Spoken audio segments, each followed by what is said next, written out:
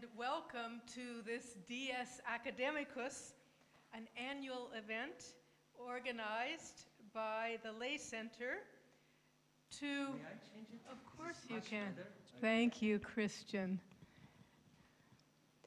So this is an annual event organized by the Lay Center to encourage our residential scholars to share the fruit of their research with our friends here in Rome. So we're very delighted that you've come today to be with us. Thank you, Donna. And now we already welcome our first speaker of the day, Ms. Karina Gandur, who holds a bachelor's in English language and literature, a master's degree in theology and in external church relations, as well as an MBA in strategic management. She taught theological English at St. Petersburg Theological Academy, worked as a translator and a secretary to the Archbishop Metropolitan. She organized international patristic conferences and cultural programs around Russia for church delegations from across the globe. Now, she holds a Vatican scholarship and is in her final year of a master's in Comparative Theology of Christian Traditions and Ecumenism at Pontifical Gregorian University.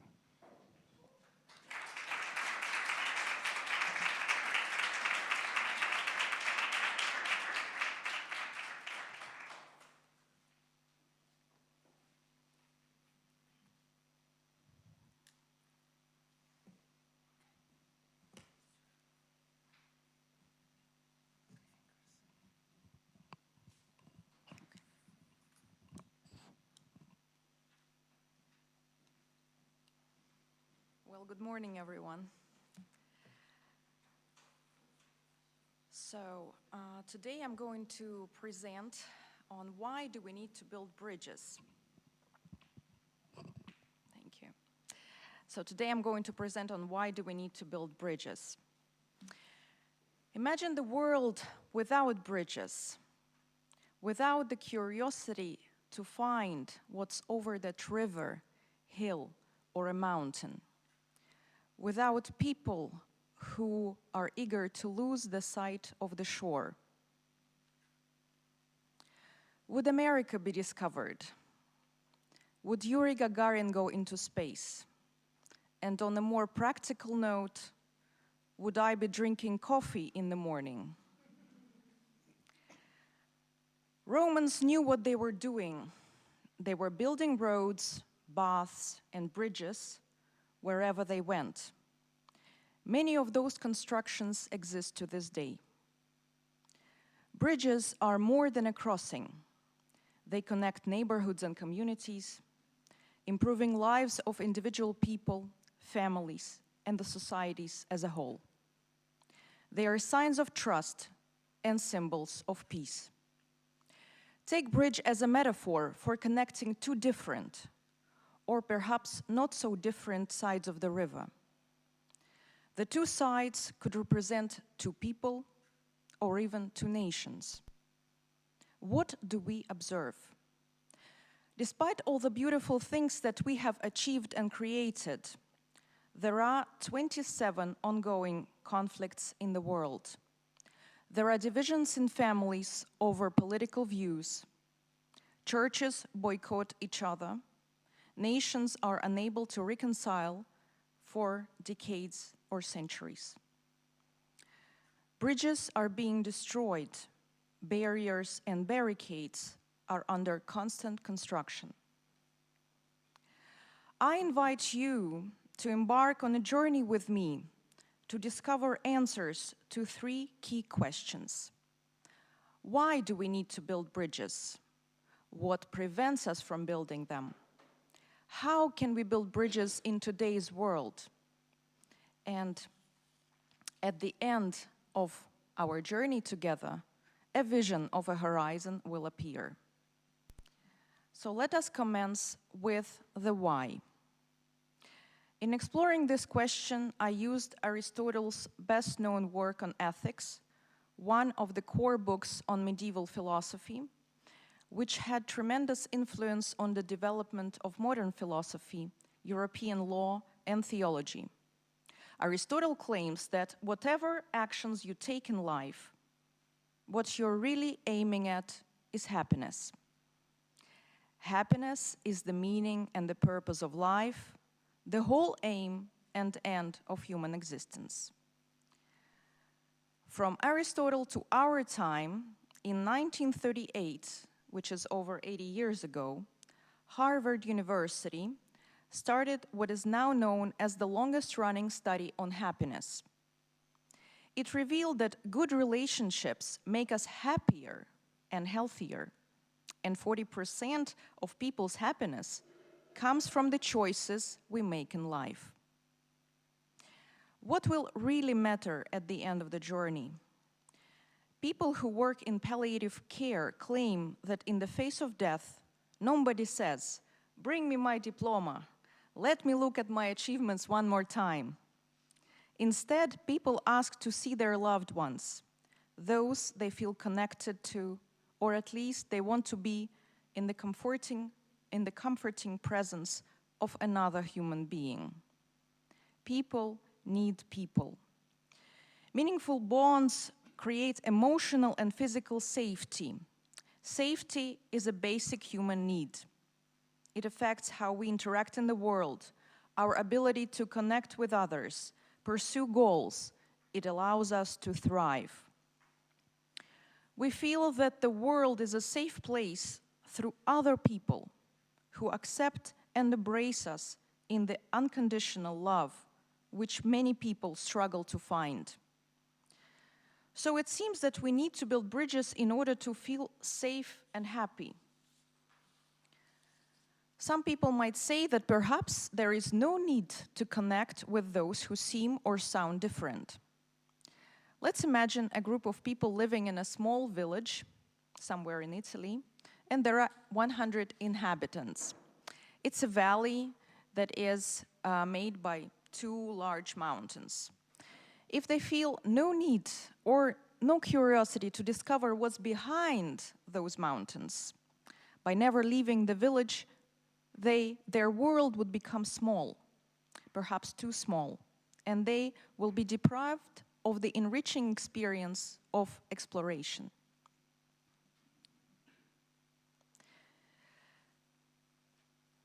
If no man is an island, as John Donne wrote in his meditation, if we are all interconnected and we need each other, then why do some fail to connect, bond, or reconcile? Mother Teresa writes that if we have no peace, it is because we have forgotten that we belong to each other. Most significant suffering in our lives comes from our interactions with other people and their perceptions of us. This is what French philosopher Jean-Paul Sartre calls hell in other people. On this masterpiece by Rembrandt, which is called, and you all know, The Return of the Prodigal Son, we see heaven and hell in the same space and time. The brother on the left seems to be in heaven because he's feeling loved, forgiven, and accepted, while the brother on the right is in hell, created by his own mind. He doesn't want to call his brother a brother. He refrains from the loving embrace. But in order to feel that you're a part of the family, something like this has to happen. So what are some reasons why we fail to build bridges?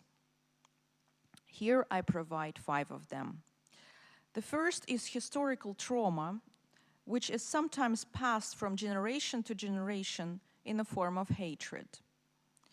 Second, we fear those who are different and often tend to demonize the unknown. Third, and here I mean some official meetings, we communicate because we have to, not because we want to.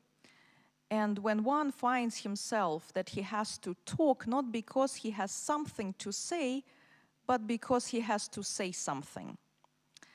A true dialogue is possible only when 2 parties treat each other as equals. The only time a stronger can look down upon the weaker is when he's helping him rise. When one arrives with a hidden agenda and wants to reach their own goal, also such bridges cannot be formed. So, if we cannot form bridges like this, then how can we build bridges in today's world? The answer is in the Rublev's genius depiction of the Holy Trinity. Looking at this 15th century icon, we can surpass the fear of the myriads of divisions in the world. Trinity is a symbol of a harmonious unity where all persons are equal and communicate in the eternal counsel of love. Relationships between nations are in reality relationships between individual people who decide to take a brave step to reconcile. Here are 3 inspiring stories. First, after the Second World War, there was animosity between France and Germany. The 2 countries started youth exchange programs when German students would travel to France every summer and students from France would travel to Germany. As we now know, these programs had a tremendous success as the Franco-German relations improved a great deal and intergenerational trauma has been healed.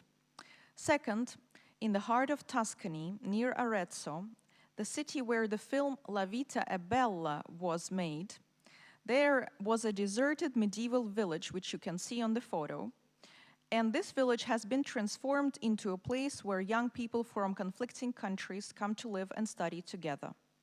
Georgia and Abkhazia, Armenia and Azerbaijan, Russia and Ukraine.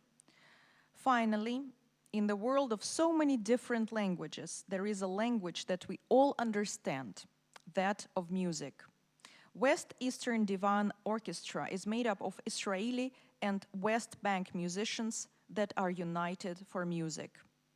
Now, after we have heard the why, the what, and the how, let us proceed to the last part, the vision for the future. On the right, you can see a photo of a bridge and a train. In the north of Italy, on the border with Austria, there is a section in the Alps called the Semmering. It is an impossibly steep, very high part of the mountains, and there is a train track over these Alps that connects Vienna and Venice. They built this track before there was a train in existence that could even make the trip. Why did they build it? Because they knew that someday the train would come. Building bridges requires time and courage, for a stable bridge can only be built on a deep connection, which happens when we are ready to be vulnerable in front of the other and have the hope and the trust that the other will not destroy us. It is a path of faith and love that leads to reconciliation. On this last day of November, in anticipation of Christmas, I would like to share with you a true story of one Christmas, which happened 110 years ago. Let us dream together of a world where not walls, but bridges are built.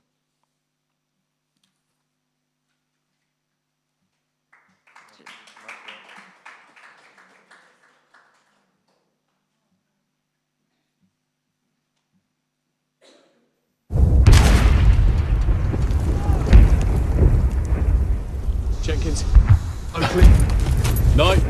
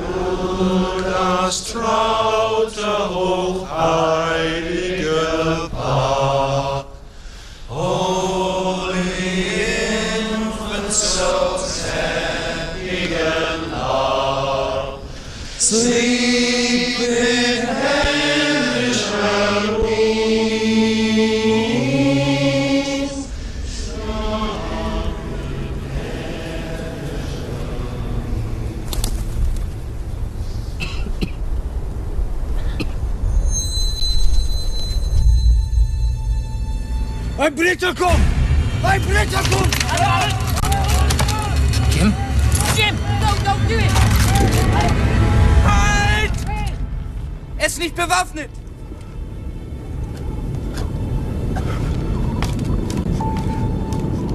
Nein, Otto! Jim!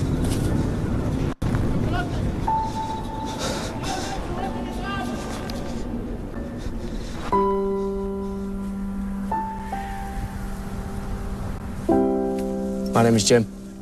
Mein Name ist Otto. Pleased to meet you, Otto. Freut mich. Rose, she's called. Das ist schön. Das ist schön.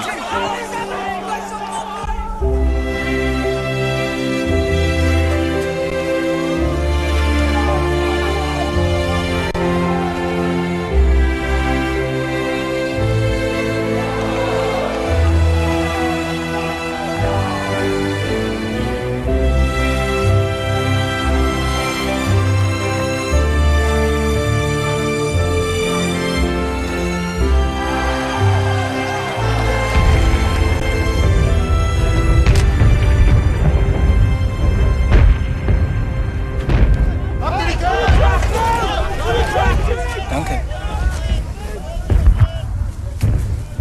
Happy Christmas. Frohe Weihnachten.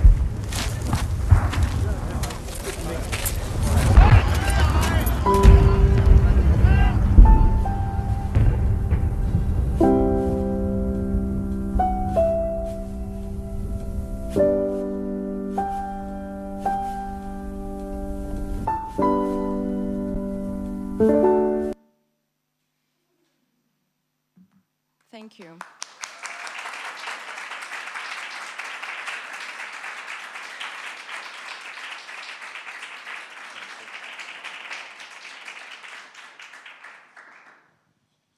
Thank you, Karina, for this wonderful presentation. Now we're gonna gather maximum three questions, and then our speaker will try to answer some. So if you have a question, just please raise your hand, and you will be given the microphone for.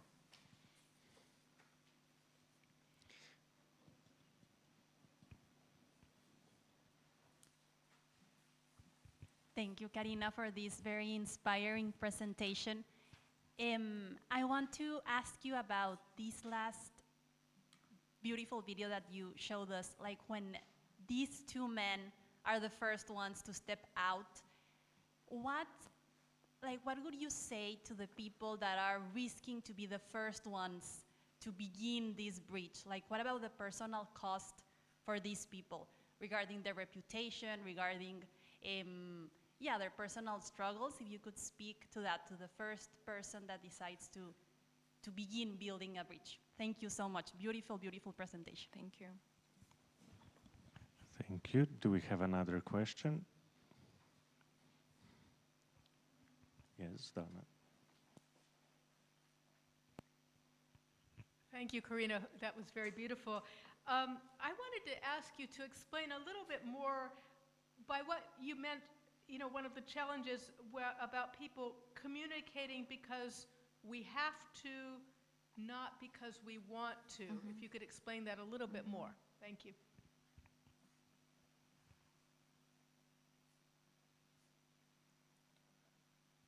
All right, so are there any other questions? The third one, perhaps.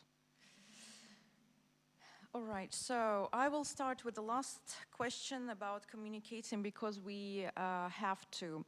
Here I meant official meetings, for example, when you, because you have a job position, have to go and talk to others. Perhaps this is not your intention, but you have to because you are sent somewhere. And in an environment where you have to be nice, you have to be presentable, but how much of that genuinity is in there? And in turn, when these connections are made and when you say only what you want to say, what you mean to say from the depth of your heart, connections then happen and they are on a much deeper level. And regarding the first question, thank you, Tere, for asking, what is personal cost? When I think of this question, I think of the film Diplomat. I don't know if you've watched it. It's a film about the Second World War and the 24th, the night from the 24th to the 25th of August, when 1944, when Paris was going to be erased from the face of the earth, because Hitler decided that if Berlin was destroyed, then Paris, his favorite city, would also be destroyed. And there was this one diplomat who went to talk to the Nazi general, and it was a decision of one person. And in this movie, you see that the soul of a person is much more precious than the whole city, even as beautiful as Paris. And so when you make this step, you think of your own soul and of the soul of other souls of other people. Thank you.